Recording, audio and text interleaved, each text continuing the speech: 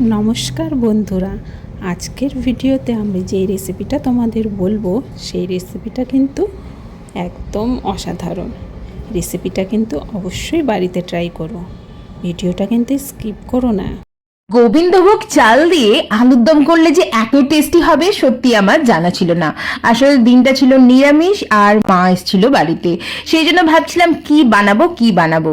মা বললো চল আজকে তোকে একটা নতুন রেসিপির খোঁজ দিই, যেটা হলো গোবিন্দভোগ চাল দিয়ে আলুর দম, আর তার সাথে গরম গরম লুচি কর, তাহলে কিন্তু দুর্দান্ত লাগবে। আমি মায়ের কথা শুনে তো শুরু করলাম, কিন্তু একটু ডাউট তো ছিলই যে কিরকম হবে না হবে, আগে তো কোনোদিন বানাইনি, সেই জন্য যাকে প্রথমেই যেটা করেছি, নুন মাখিয়ে নিয়ে বেশ ডুমো ডুমো দেখে আলু আমি কেটে নিয়েছি, আর সেগুলোকে সাদা তেলে দিয়ে বেশ লাল করে ভেজে নিয়েছি। একটু সময় নিয়ে ভেজেছি যাতে আলুগুলো প্রায় অর্ধেকটার মতো সিদ্ধ হয়ে যায়। এবার একটা বাটির মধ্যে 2-4টে কাজু, কিছুটা চারমগজ, আর ওই 1 চামচের মতো গোবিন্দভোগ চাল, আর কিছুটা একদম ক্ষীরওয়ালা দুধ দিয়ে ভিজিয়ে রেখে দিয়েছিলাম। এবার এই সমস্তটা আমি দিয়ে দিয়েছি মিক্সার জারের মধ্যে। তার মধ্যে আরও একটুখানি গাঢ় দুধও আমি দিয়েছিলাম, দিয়ে ওটাকে ব্লেন্ড করে নিয়েছি।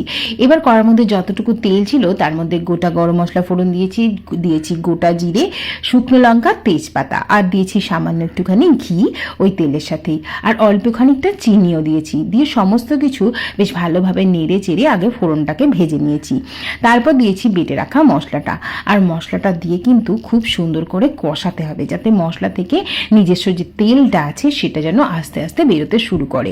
মশলা ভালো মতো কষানো হয়ে গেলে তারপর ভেজে রাখা আলুগুলো দিয়েও কিন্তু বেশ ভালো করে কষাতে হবে।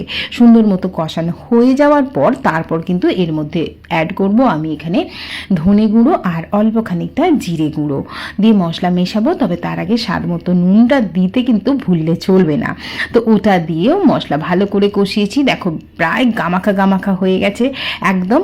তো এইরকম তো রাখলে হবে না, তো এবার এটাকে সিদ্ধ করব। সেই জন্য মিক্সার জার ধোয়া সামান্য একটু জল দিলাম, আর দিয়ে দিলাম একটু নর্মাল উষ্ণ গরম জল, দিয়ে ভালোভাবে আলুটাকে ফুটতে দেব। বেশ সুন্দর গ্রেভি ফুটবে। তবে তার আগে কয়েকটা চেরা কাঁচা লঙ্কা দিয়ে দিলাম ঝালের জন্য, লঙ্কার পরিমাণটা কিন্তু বাড়িয়েও এখানে দেওয়া যেতে পারে। এবার আলু সিদ্ধ হওয়া পর্যন্ত ওয়েট করব। দেখো তেল কিন্তু একদম ছেড়ে দিয়েছে, আর আলুও সিদ্ধ হয়ে গেছে, আর গ্রেভিটাও বেশ গামাখা হয়ে গেছে। ঠিক এই সময় একটুখানি গরম মশলা আর সামান্য একটুখানি ঘি দিয়ে রান্নাটা শেষ করব। সত্যি বলছি, লুচির সাথে এই রকম গোবিন্দভোগ চাল বাটা দিয়ে আলুর দম যে এত টেস্টি হবে, আমি যদি না আগে খেতাম বিশ্বাসই করতে পারতাম না।